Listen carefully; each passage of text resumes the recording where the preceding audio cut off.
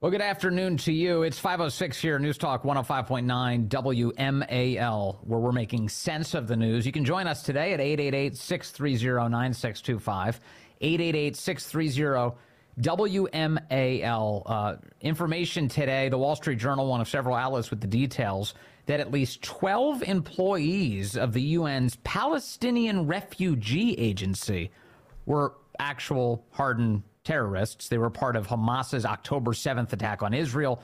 And they say about 10% of all of this agency's Gaza staff have ties to terrorists, these Islamist militant groups.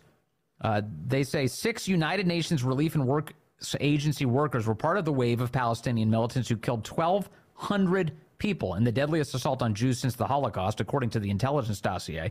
2 helped kidnap Israelis. 2 others were tracked to sites where scores of Israeli civilians were shot and killed. Others coordinated logistics for the assault, including procuring weapons. They say that around 1,200 of this organization, the UN RWA's roughly 12,000 employees in Gaza, have links to terrorists. For more on this, I want to bring in Batya Ungar-Sargon. She's the opinion editor at Newsweek and the author of Bad News, How Woke Media is Undermining Democracy. Batya, great to talk to you again. Thank you so much for having me, Vince. It's always so great to join you, a real privilege. This is an amazing story, Batya. So what we have is U.S. taxpayers, who are the single biggest funders of the United Nations. It turns out we were also funding a terror attack on Israel. I mean, it's almost impossible to wrap your head around, right? Like the UN has a department for the Palestinians. By the way, it's the biggest department that they have. Okay, so look at how much is spent versus what they've achieved.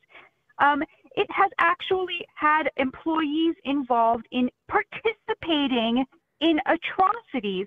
So it's not just that the UN sits there in judgment of Israel while on the other side actually participating in genocidal acts against Israel.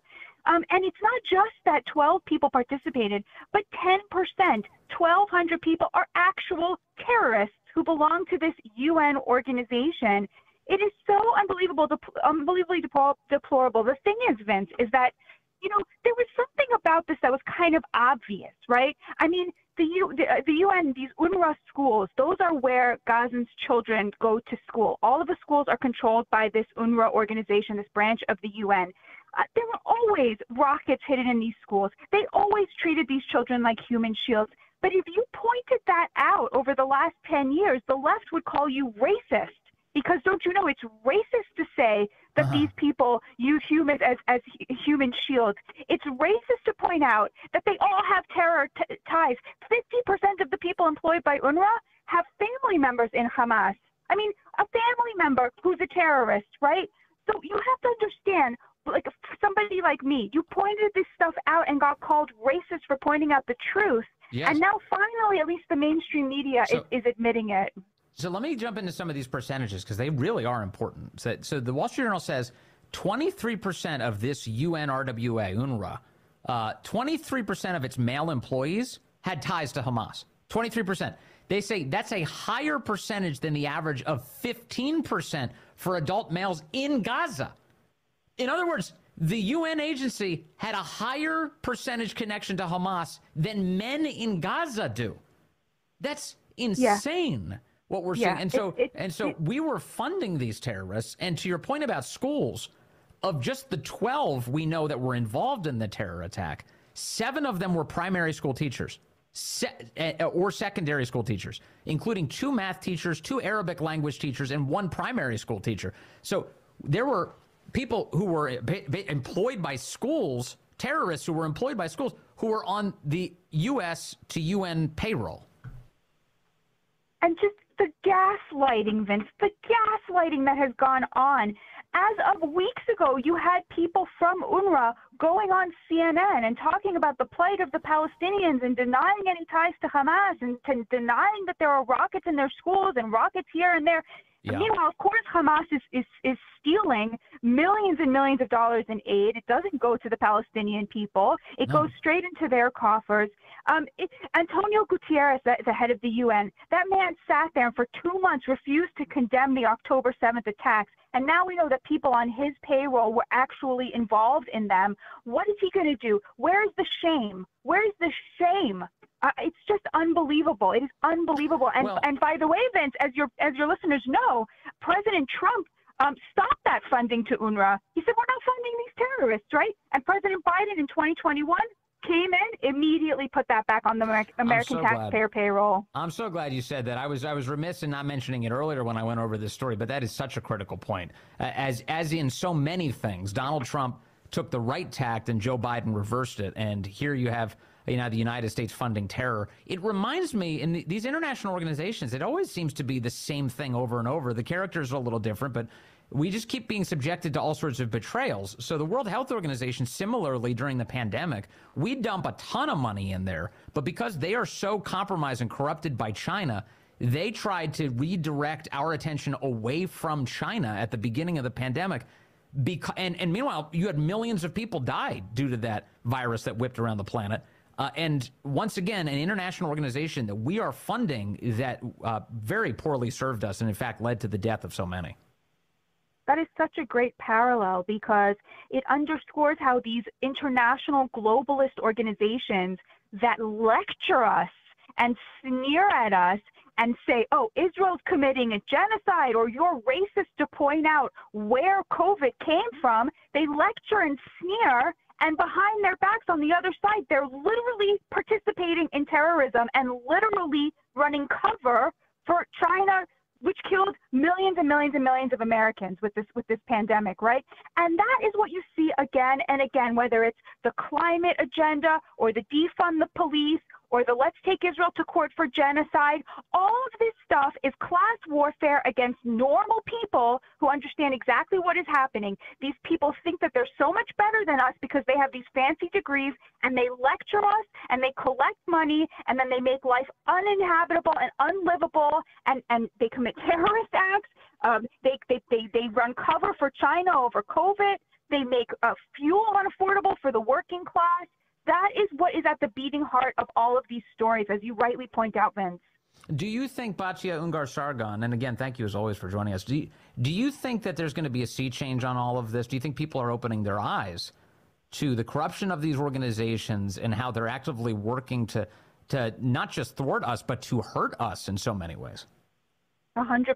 You're seeing across Europe farmers standing up to the climate change crazies, all of the overreach.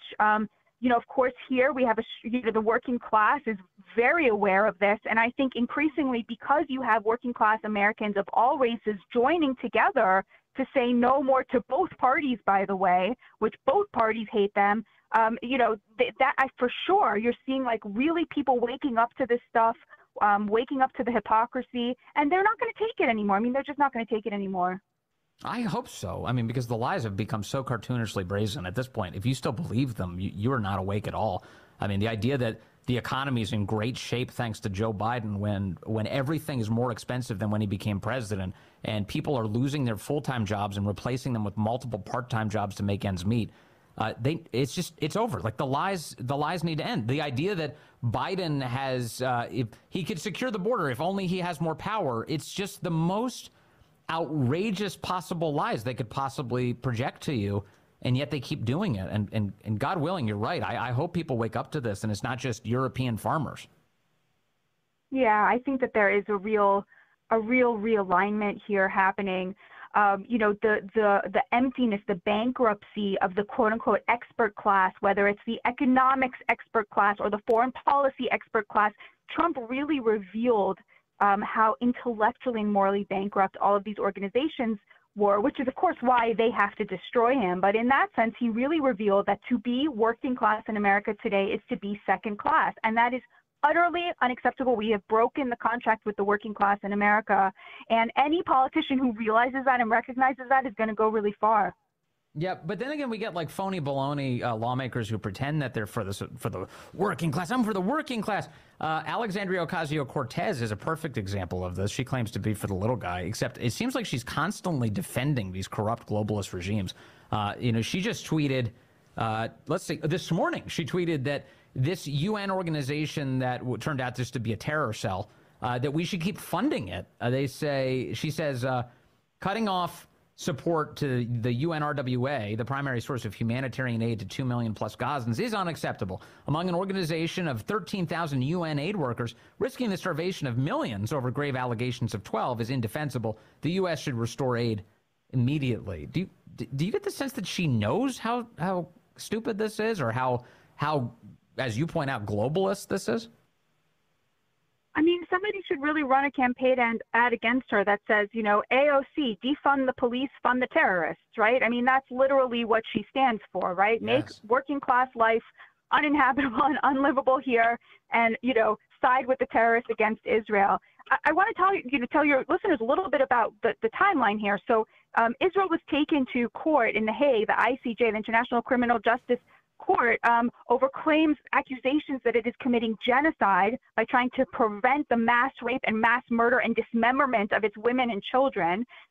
Now, what happened was, amazingly, the court sided against South Africa, which brought this court case. It said Israel, there is not yet evidence that Israel is committing genocide, which was utterly shocking, Vince, right, given what we're all talking about these globalist organizations. So Israel won, but of course they couldn't admit defeat. But AOC then was asked about this on a news station. She was asked, is Israel committing genocide? And she said she couldn't say, yes, it is, because she is all in with Joe Biden. She's supporting Joe Biden for president. She's standing behind him. So the left went crazy because she said, well, I know a lot of young people think that it's committing genocide.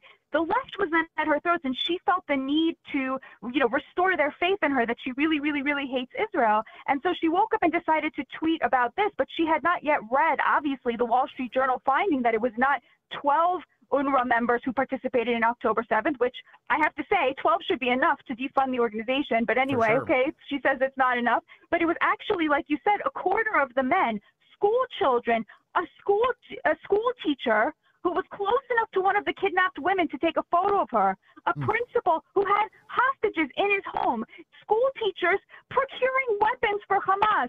For God's sake, she needs to apologize for this. Of course, she will never back down. But that tells you a lot about her. She doesn't have any actual real values.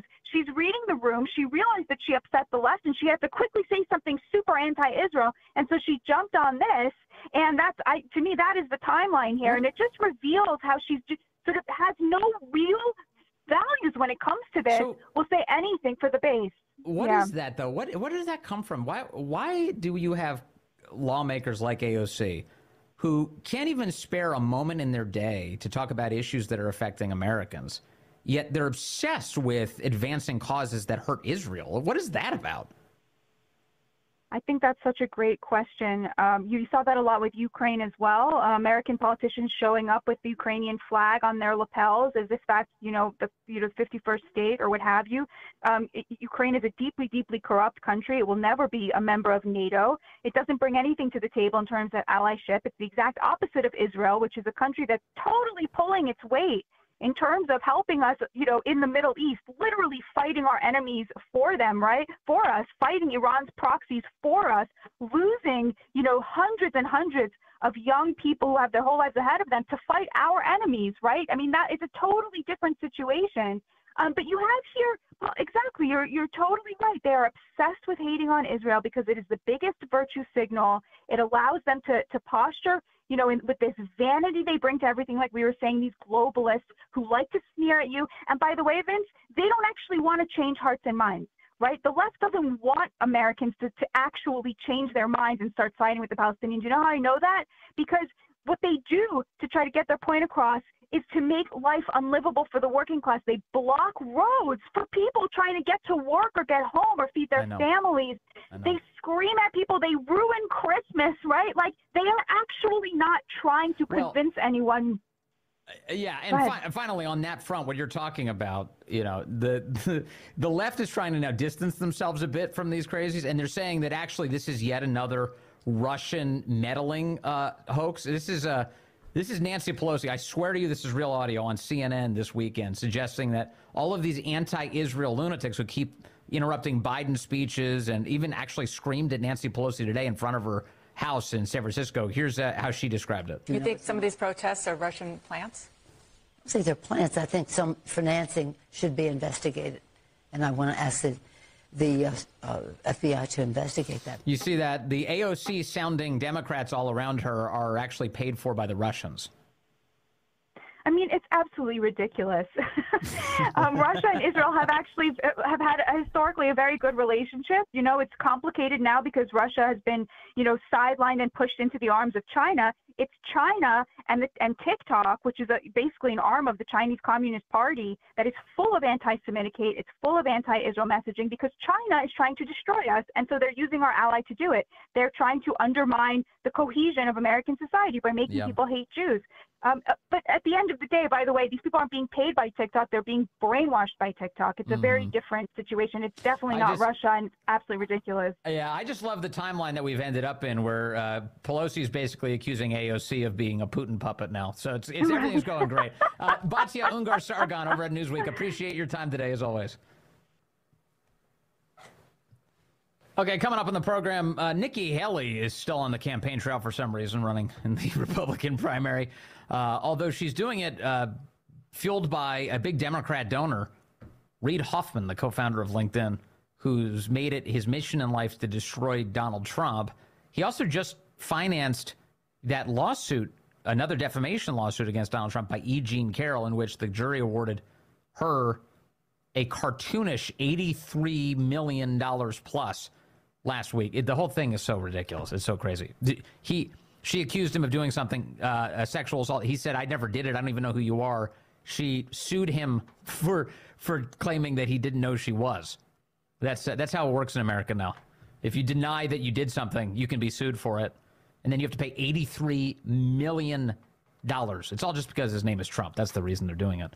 But Nikki Haley, you would think if you were running in a Republican primary, you might defend common sense. You might defend decency. You might try and push back against a system that's intentionally being corrupted to achieve a political end.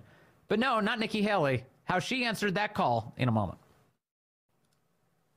This is the Vince Colonnese Show, 535 here. You can join us, 888-630-9625, 888-630-WMAL. Would love to have you be a part of the program. We do have Ilhan Omar, that video that's going around of her claiming in Somalia that she is in Somali, that she is Somali first, and she's using the United States to advance the interests of Somalia. A sitting U.S. Congresswoman saying that she is using her position of power in the Congress to advance another country's interests.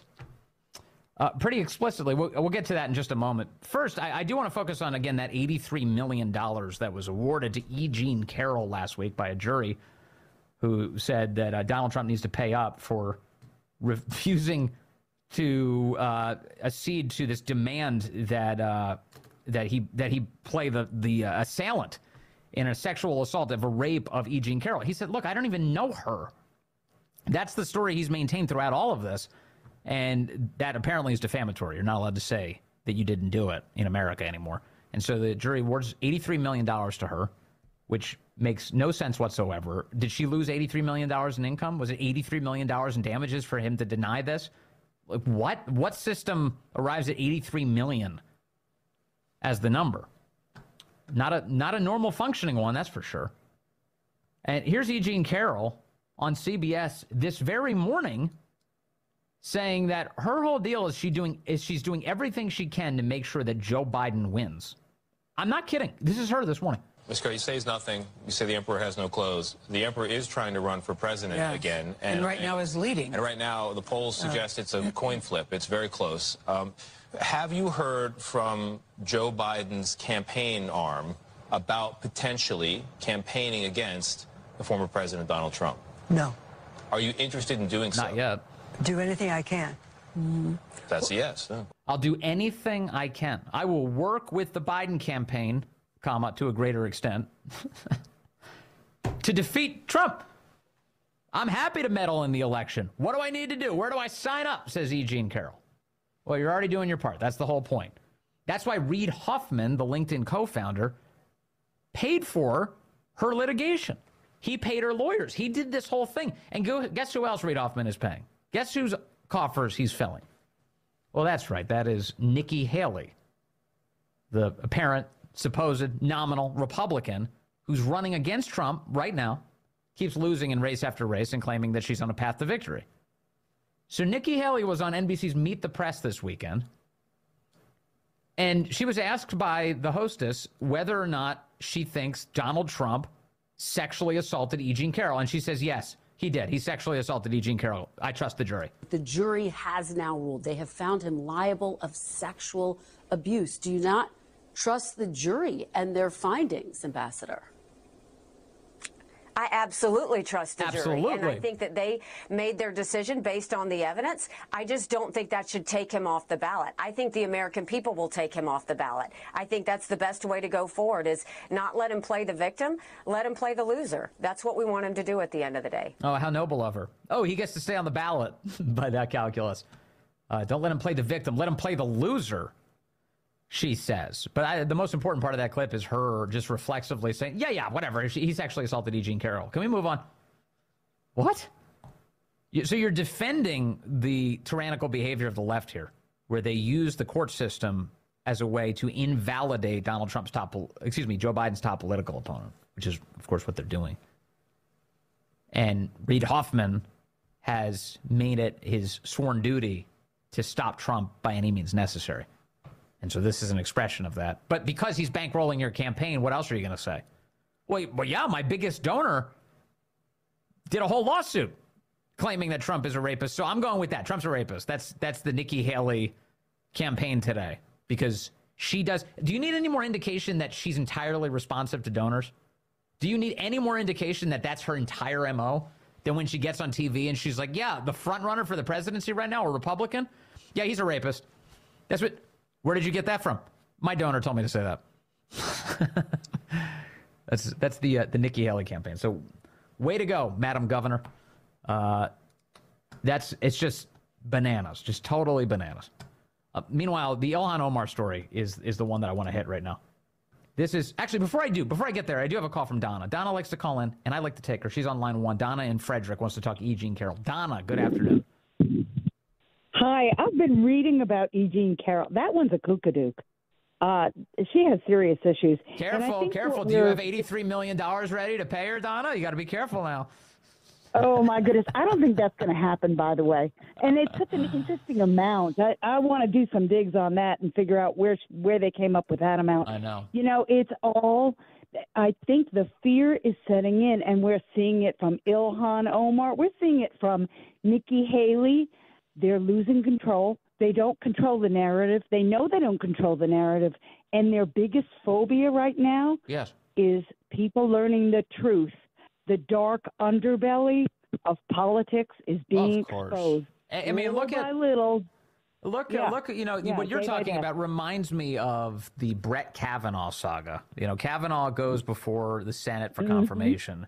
And the left is so worried that they're not going to be able to use the Supreme Court to make laws anymore that they launch every possible disgusting sexual smear they can against Brett Kavanaugh, up to and including that he was handing out solo cups at gang rape parties where Julie Swetnick was. Like, the whole thing was crazy. And you remember how that story developed? It was like, this is the craziest stuff I've ever heard. That guy? Brett, are you serious right now? And they will stop at nothing. They will do it to the most decent possible person. They will wield the most destructive possible lies. They will, but the difference is that the people are onto them now, and they know the people are onto them, and it's so weird because they keep doing the same thing, like the definition of insanity is repeating the same thing over and over, expecting a different result. Right. This time, I think the people, even with the fake election nonsense, I think as that's being uncovered, I don't know what they're going to do come election time. I mean, if you are removing a candidate from the ballot and then telling us you're doing it in defense of democracy, even the lowest IQ voter has to be like, well, that doesn't make any sense. You know, that's like you're removing him from a ballot to defend democracy? That doesn't even begin to add up. Yeah, and why don't they use the verbiage, defend the republic? Why don't we ever hear the republic? You never hear them say that. I know, which of course to me garners more interest. And I suggest people get out there and just do some research on this subject, all these subjects. You'd be surprised the things you will find out. No, you're not allowed to things do you that. never dreamed were possible. No, you're not allowed to do that, Donna. Amazing. The Washington Post reliably told me last week, if you do your own research, that's very dangerous. It's very you're not supposed to do your own research. Donna, thank you as always. I really appreciate the call. It's Donna and Frederick. Donna does her own research. She is a threat to, as she puts it appropriately, our republic. She's a threat. She's a threat by doing her own research. Amazing. The Washington Post really had an article on that last week. They said you shouldn't do your own research. They lost $100 million last year because people aren't reading their paper anymore. And so they're angry that people are doing their own research now. It's amazing. All right. Somebody luckily did some research into Ilhan Omar. It turns out she just gave a speech just a few days ago where she was telling an audience that she's Somalian first, Muslim second. I'm not sure where America shows up in it, but she says, for as long as I'm in Congress, she said, in Somali, for as long as I'm in Congress, Somalia will never be in danger. Its waters will not be stolen by Ethiopia or others, she said. The U.S. would not dare support anyone against Somalia to steal our lands or oceans. Sleep in comfort knowing I am here to protect the interests of Somalia from inside the U.S. system. Now, this is remarkable for any number of reasons, up to and including that the United States welcomed Ilhan Omar here and made her an American citizen, said, sure, you can live here. This is the country that embraced her, took her out of the hellhole of Somalia, an awful place to live, and spared her of that life. Now she lives well in the United States. She's one of the most powerful people in our country now. She's a congresswoman from Minnesota. And she's using that post to say that she's advancing the interests of Somalia first. Isn't that amazing? So, do you know that in the naturalization oath of the United States, you actually renounce entirely your allegiance to any foreign country when you become a U.S. citizen? I'll read the beginning of the naturalization oath to you. Quote, I hereby declare on oath that I absolutely and entirely renounce and abjure all allegiance and fidelity to any foreign prince, potentate, state, or sovereignty of whom or which I have heretofore been a subject or citizen, that I will support and defend the Constitution and the laws of the United States of America against all enemies, foreign and domestic, that I will bear true faith and allegiance to the same, that I will bear arms on behalf of the United States when required by law, that I will perform non-combatant service in the armed forces of the United States when required by the law, that I will perform work of national importance under civilian direction when required by the law, and I take this obligation freely without any mental reservation or purpose of evasion, so help me God. Now, is it any more crystal clear than that, in your view? Could that be any clearer about which country your obligations are for? Do you know that when you take the naturalization oath too, and when you become naturalized, you also, Section C, under the oath of allegiance, is that you renounce any titles you had or order of nobility from any other country. Anything like that, you renounce all of that. You renounce the title you've been given. You've renounced the order of nobility that you belong to. All of that. Because you become American. You're saying, I'm a part of America now. My loyalty is to America. I pledge my allegiance to this country. And here you have a sitting member of Congress say, actually, my allegiance is to Somalia. And my primary consideration is Somalia first. That's it. Now, this is not to be confused with, having some sort of warm sentiment for the country of birth of your ancestors. That's entirely appropriate. All of us, I think, to some extent, have some of that. Of course, I think it's cool that I have ancestors from Italy, of course. I love all that and the traditions that might follow. But that's a very different thing than saying, if I was, say, a member of Congress, that my interest would be serving Italy first. What? That'd be the most insane thing ever. Italy, what? What are you talking about? You're a U.S. congresswoman. So, of course, she shouldn't be in that job, actually. And in reality, given that she's supposed to be, her primary gig as an American citizen, forget just being a member of Congress, as an American citizen is like, Actually, you're supposed to be loyal to this country. So what does it take? Can we remove her citizenship and just deport her? I mean, if she's happier being Somali first, that's fine. Just go back to Somalia. Don't do that here. Go to Somalia. You can visit every so often if you'd like, if that's your thing. You know, you want to represent Somali interests. I'm sure you can pay Hunter Biden or something, but don't do it here. Not in the United States Congress. And so now, you know, you get Ilhan Omar's office is trying to defend all of this. Ilhan Omar defends Somalia remarks amid backlash. Newsweek reporting, Congresswoman Ilhan Omar has countered backlash from online commentators and politicians over comments she purportedly made about Somalia to an audience in a hotel in Minneapolis. They said the clip went viral, 2.6 million views after it was posted to X. Omar said that the response to the clip had been, quote, not only slanted, but completely off. Newsweek has been attempting to verify the translation. I guess it's hard to find Somali translators at all hours of the day. And approached Omar's office for comment out of hours.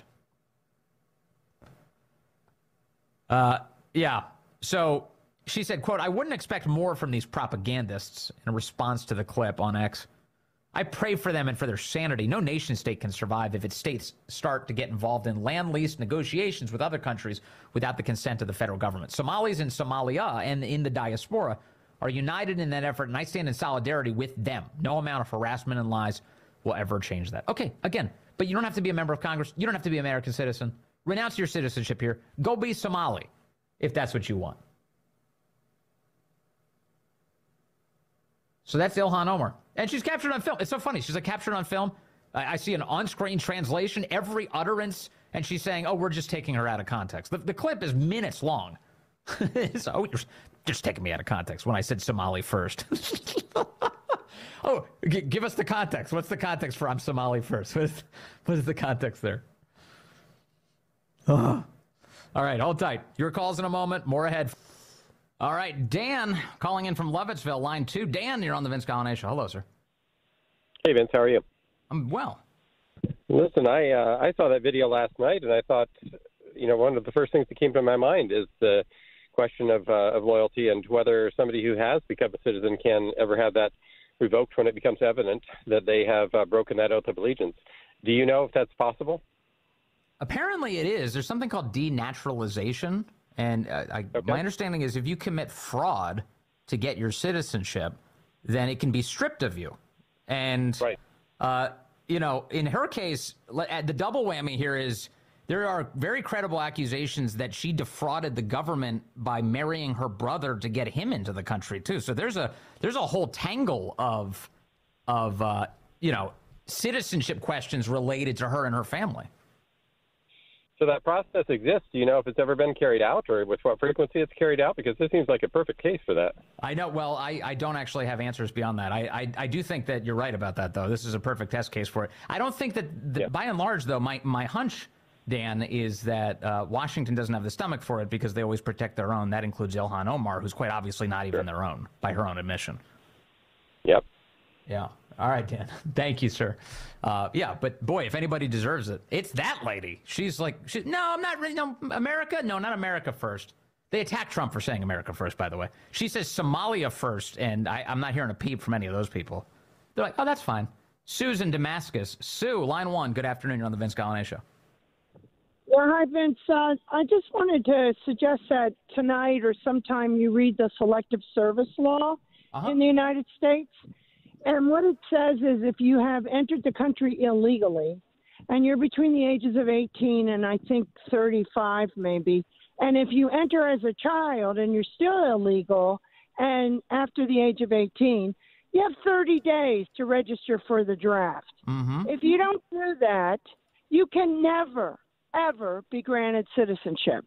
Doesn't matter if you're DACA, doesn't matter. As long as you've been in this country illegally for 30 days and you're a male between those ages, or you turn 18 and you don't register for selective service, you can never. This is such a smart point. This is such a smart point. Sue, thank you for that. I'm going to keep that in mind because that's an interesting component to all this. To what extent are any of these illegal aliens who are pouring into the country claiming asylum doing that very thing? The feds should have records of that. My guess is you won't be shocked by the results. Thank you, Sue. The great one, Mark Levin, up next.